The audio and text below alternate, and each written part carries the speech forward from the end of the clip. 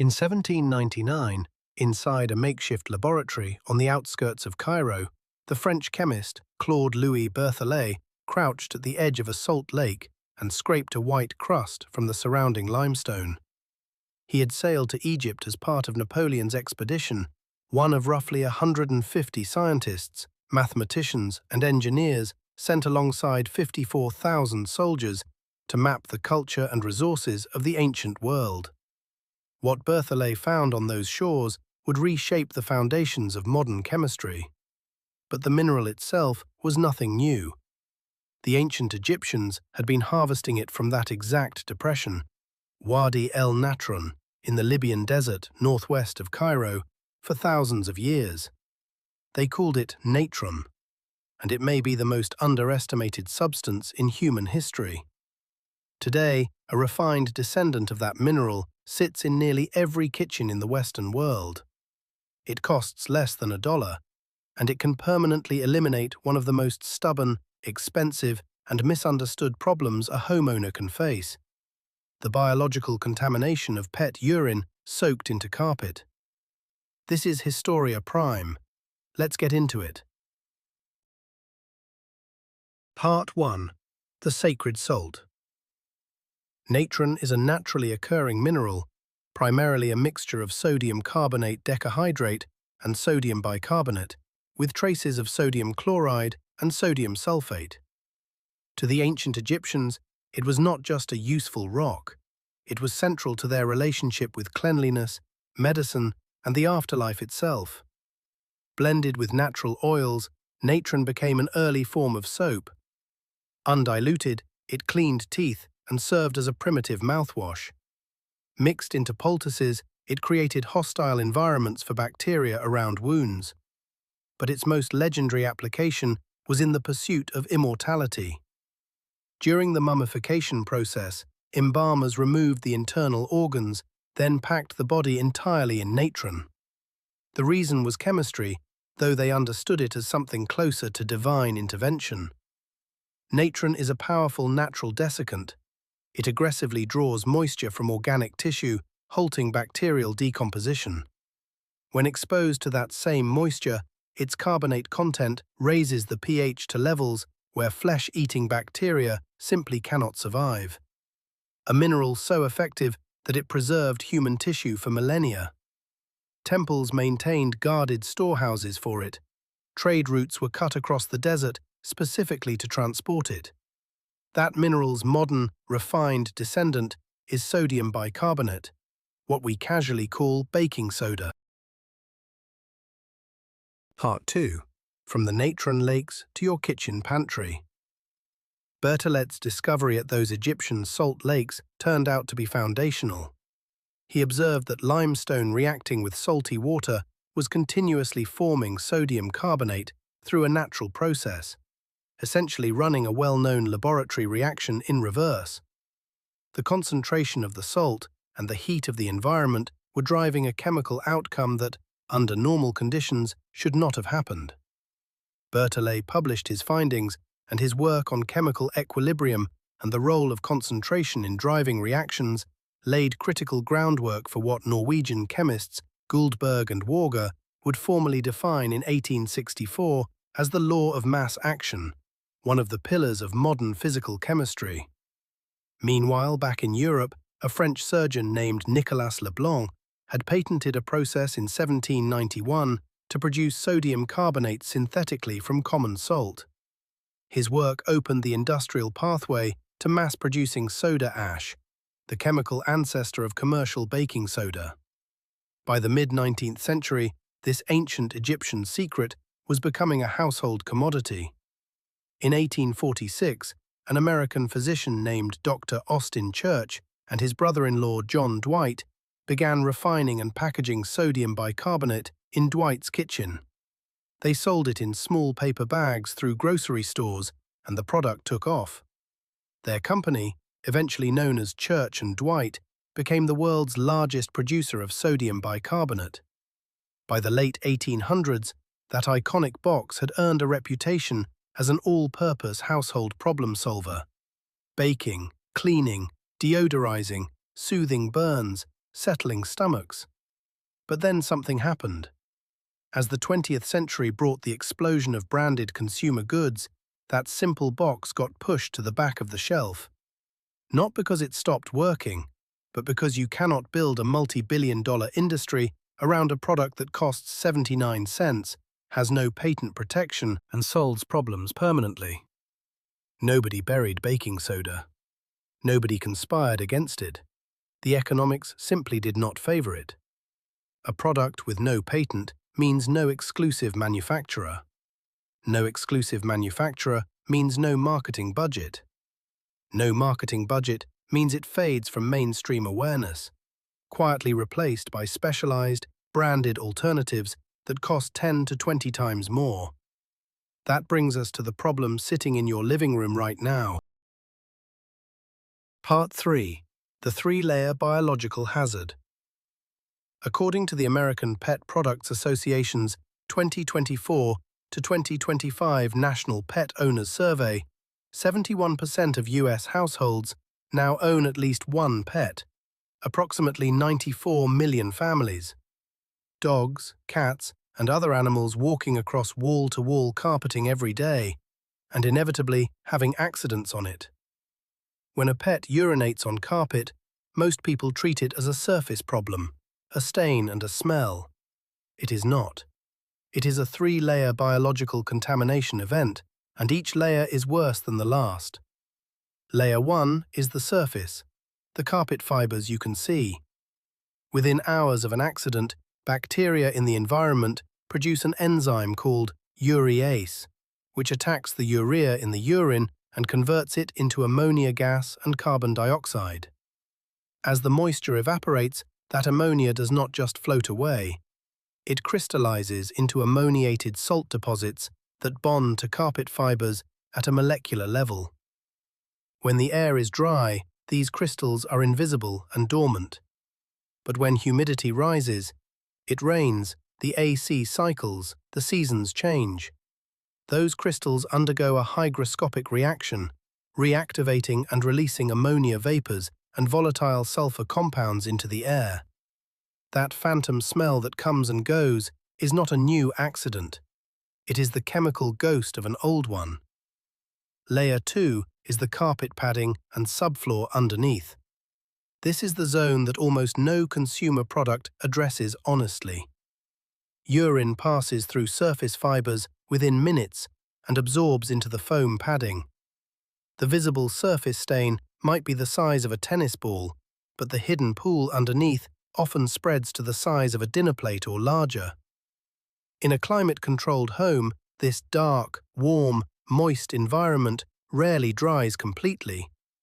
Within 48 hours, mold colonies can begin forming, including varieties like Penicillium and Aspergillus that are associated with respiratory irritation and, in severe cases, chronic lung infections. Layer 3 is the chemical marker. This is what turns a single accident into a repeating cycle.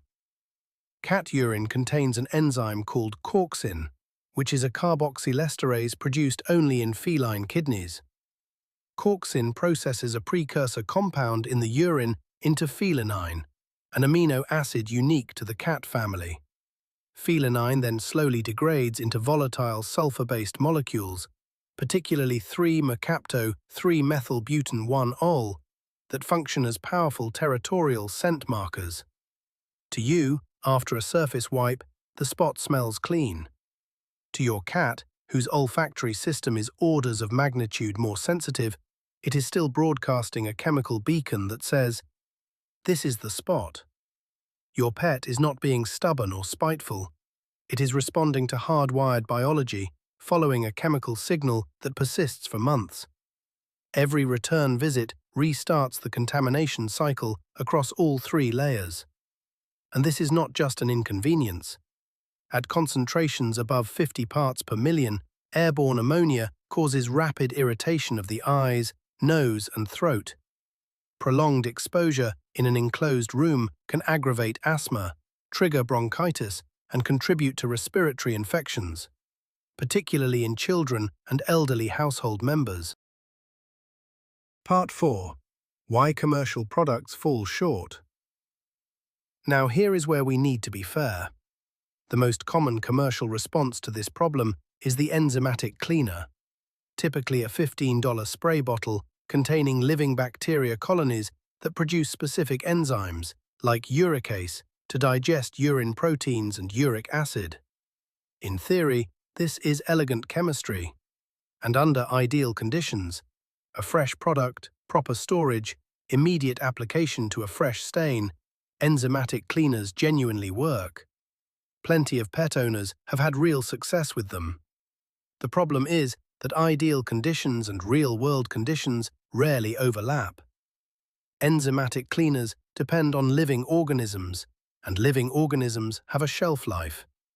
Over time, typically within 12 to 24 months of manufacture, bacterial viability declines significantly.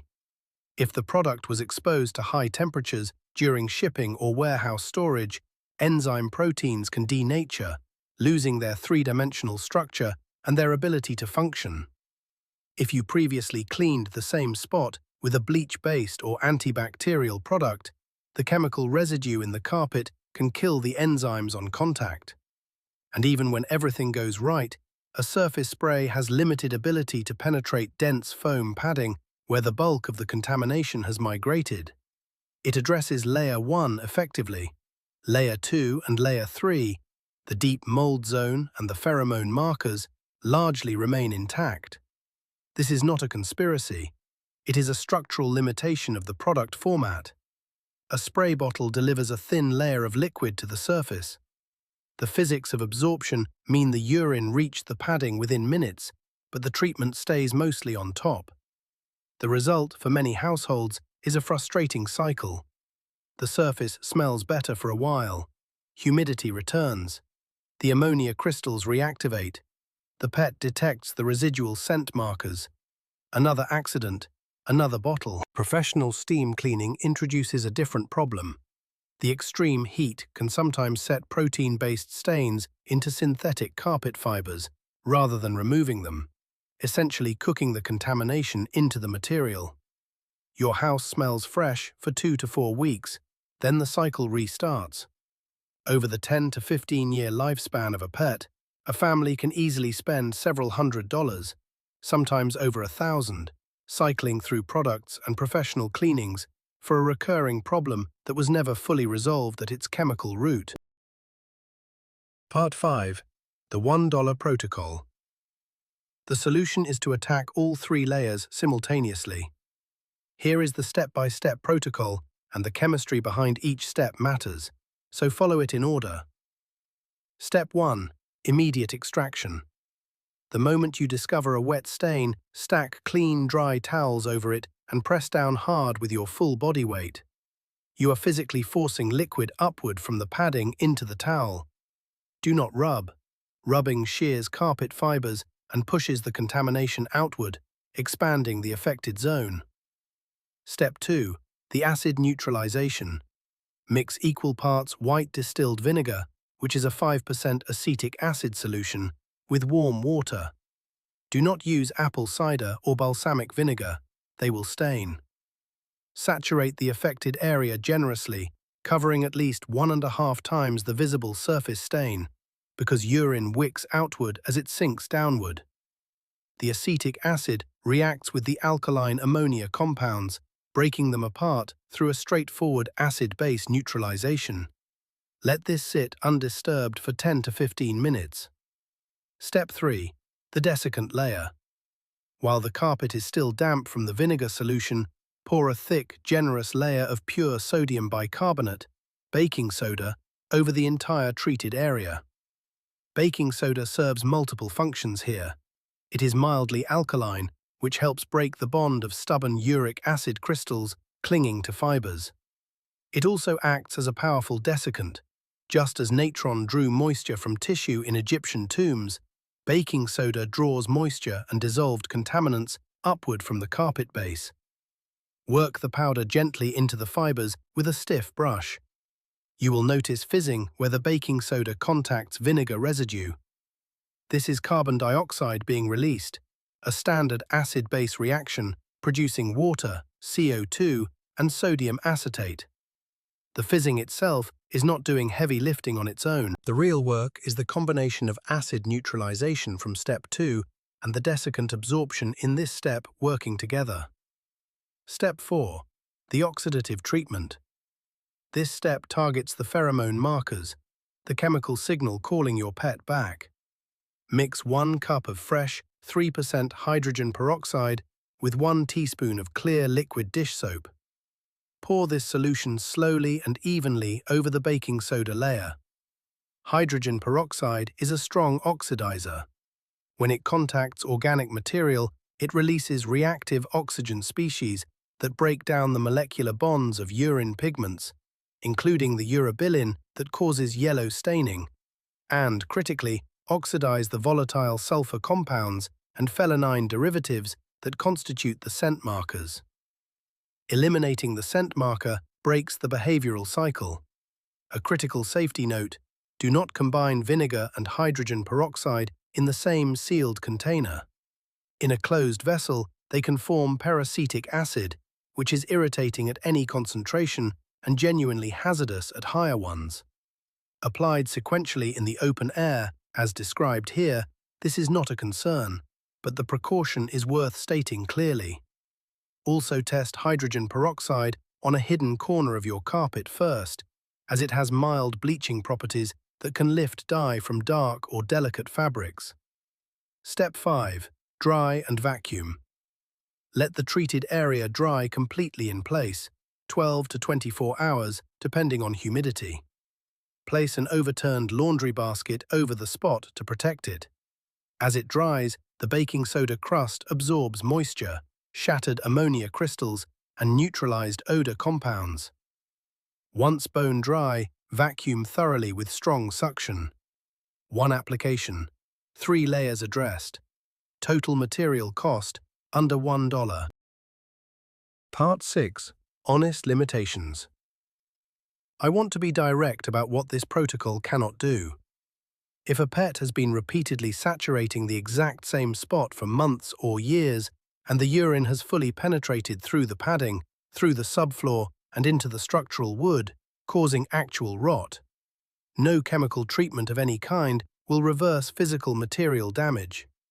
In those cases, the affected section of padding and possibly subfloor needs to be cut out and replaced. That is a renovation job, not a cleaning job. For deep but non-structural contamination, where the padding is saturated but not rotted, you may need to pull back the carpet, replace the padding section, treat the subfloor directly with the hydrogen peroxide solution, and relay the carpet. This is more involved, but still far less expensive than full carpet replacement. For the vast majority of accidents caught within the first days or weeks, this protocol achieves comprehensive decontamination across all 3 layers: surface, padding, and scent markers, at a level that a surface spray or steam cleaning cannot match. Not because those products are scams, but because they were not designed to reach all 3 layers simultaneously. Conclusion. The Egyptians preserved their dead for millennia, using Natron's ability to draw out moisture and create hostile environments for biological decay. Berthollet's observation of that same mineral at the salt lakes outside Cairo helped unlock the modern understanding of chemical equilibrium. And a refined version of that mineral, costing less than $1, can permanently resolve a problem that homeowners routinely spend hundreds of dollars failing to fix. This is what Historia Prime is about. Not chasing conspiracy theories about industries hiding miracles, but recognizing that sometimes the most powerful solutions are the simplest ones, and understanding why simple, unpatentable solutions tend to get drowned out by marketing for complex, branded alternatives. When you understand the economics, you do not need a villain. You just need the chemistry. If this gave you something genuinely useful, share it with a pet owner you know. Subscribe to Historia Prime for more. And next time you face a problem that seems to require an expensive, specialized product, take a moment to ask whether the answer has been sitting in your pantry all along. This is Historia Prime. Stay curious.